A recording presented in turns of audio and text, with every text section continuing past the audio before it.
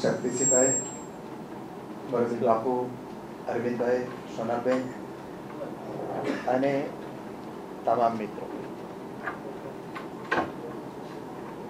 કોંગ્રેસ પક્ષનું જે ગુજરાત પ્રજા વિકાસ દર્શન 2012 એ શીર્ષક હેઠળ જે વિકાસ દર્શનના 12 મુદ્દાઓ નક્કી કર્યા છે, એમાં પહેલો મુદ્દો અમે થોડા દિવસો પહેલા જ ગુજરાતની જનતા સમક્ષ રજૂ કર્યો અને આજે બીજા મુદ્દાની અમે જાહેરાત કરવા જઈ રહ્યા છીએ અને એ મુદ્દાઓની જાહેરાત આજે આ જ સમયે બીજા જે મહત્વના આગેવાનો છે એમના મારફત રાજકોટ, વડોદરા અને સુરતથી પણ એક સાથે થઈ રહી છે. સૌથી જે પ્રજાનો જે પ્રાથમિક પ્રશ્ન છે એ રોટી, કપડા અને મકાનનો છે. 17 વર્ષના ભારતીય જનતા પાર્ટીના શાસનમાં ગુજરાતની અંદર જે ગરીબીની પ્રમાણ છે વસ્તીનો, કુલ વસ્તીના 32% હતું, એ વધીને 39.5% થયું છે.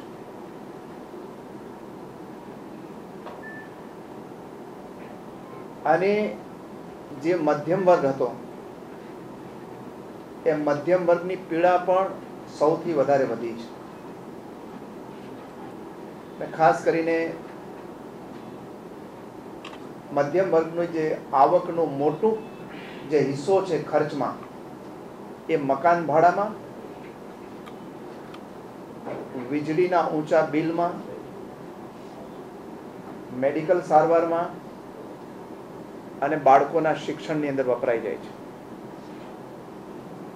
એટલે સૌથી વધારે જે માનસિક રીતે ત્રસ્ત વર્ગ હોય અત્યારે તો એ સમાજની બાંધી આવકવાળો મધ્યમ વર્ગ અને નીચલા સ્તરનો જે ગરીબ વર્ગ છે એ છે.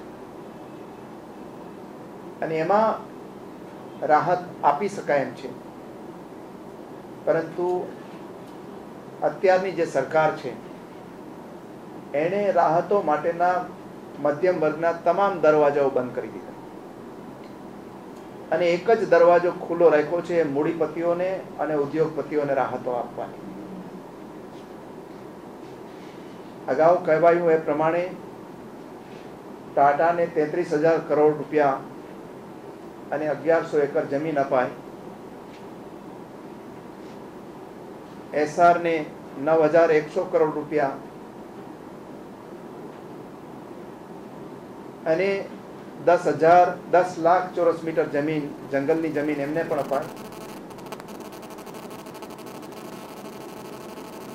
અદાણીને 5 કરોડ અને 66 લાખ ચોરસ મીટર જમીન માત્ર 1 રૂપિયાના દરથી અપાય. આરચીએન કેમિકલ્સને 15 પૈસે ચોરસ મીટર જમીન, 1.25 લાખ એકર અપાય. रहेजा डीएलएफ જેવા બિલ્ડર્સને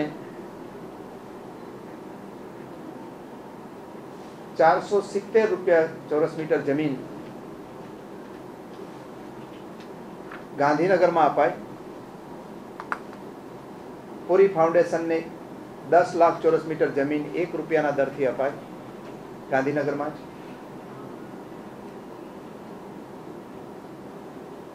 સુરતમાં લાર્સન એન્ડ ટોબ્રો કંપનીને 8 લાખ ચોરસ મીટર જમીન માત્ર 1 રૂપિયાના દરથી અપાય. અમદાવાદની અંદર 7 સ્ટાર હોટેલ બનાવવા ભારત હોટેલ્સને 4,200 રૂપિયે ચોરસ મીટર જમીન અપાય.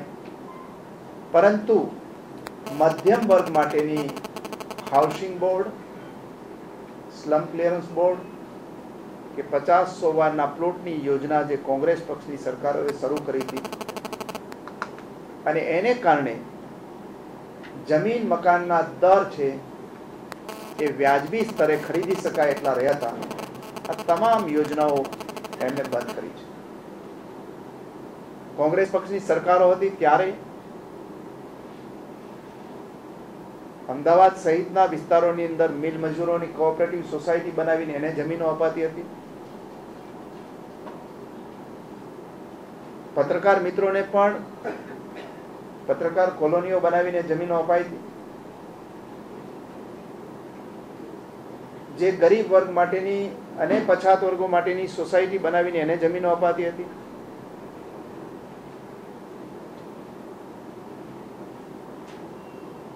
અને 50 થી 100 વારના પ્લોટ માત્ર 5 વર્ષના ગાળામાં શહેરી વિસ્તારોમાં 1 લાખ જેટલા પ્લોટો અપાયા હતા. પરંતુ 17 વર્ષના શાસનમાં ભારતીય જનતા પાર્ટીએ આ તમામ યોજનાઓ જે મધ્યમ વર્ગને રાહત થાય એવી બંધ કરવામાં આવી છે. અને એને કારણે આજે જ્યારે શહેરીકરણ વધતું રહ્યું છે એ વખતે ગામડામાંથી લોકો શહેરમાં આવે છે. શહેરી વિસ્તારની અંદર પણ પરિવારો છે એની સંખ્યાઓ વધે એટલે દીકરા દીકરીઓને લગ્ન કર્યા પછી અલગ રહેવાનું મજબૂરી થાય છે નાના મકાનની અંદર. પણ કોઈ માણસ અત્યારની સ્થિતિમાં પોતાનું મકાન પોતાની આવકમાંથી લઈ શકે એવી સ્થિતિ રહી નથી. અને રાજ્ય સરકારની નીતિ જ નથી એના માટેની. જાહેરાતો કરી શકશે, હવે ચૂંટણીઓ નજીક આવે પણ 17 વર્ષમાં બધી જ યોજનાઓ બંધ કરી છે. કોંગ્રેસ પક્ષ એવી નીતિ રાખવાના છે કે મૂડીપતિઓને બજાર ભાવથી પૂરા પૈસાથી જમીન જોતી હોય તો ખરીદે. રાજ્ય સરકાર એને કોઈ આવી મદદ કરે નહીં. પરંતુ કોંગ્રેસ પક્ષ સત્તા ઉપર આવશે તો એમણે જે વિઝન બનાવેલું છે અભ્યાસ કરીને એ પ્રમાણે ગુજરાતની અંદર 50%, દેશની અંદર 50% મહિલાઓની સમાજની અંદર સંખ્યા છે. અને એના સશક્તિકરણ માટે ભાષણોથી સશક્તિકરણ નથી થઈ શકતું, પણ વિકાસની અંદર એમનો હિસ્સો આપવો ખૂબ જરૂરી છે. એ પરિવાર હોય તો પરિવારમાં એને હિસ્સો આપવો જોઈએ, અને સરકાર હોય તો સરકારે પણ એમનો હિસ્સો એને પ્રાયોરિટી આપવી જોઈએ. એટલે કોંગ્રેસ પક્ષે નક્કી કર્યું છે કે 2012માં એ સત્તા ઉપર આવશે તો મહિલાઓના નામે, પરિવારમાં જે મહિલા છે એ મહિલાના નામે ઘરનું ઘર લઈ આવવાની યોજના લઈ આવશે.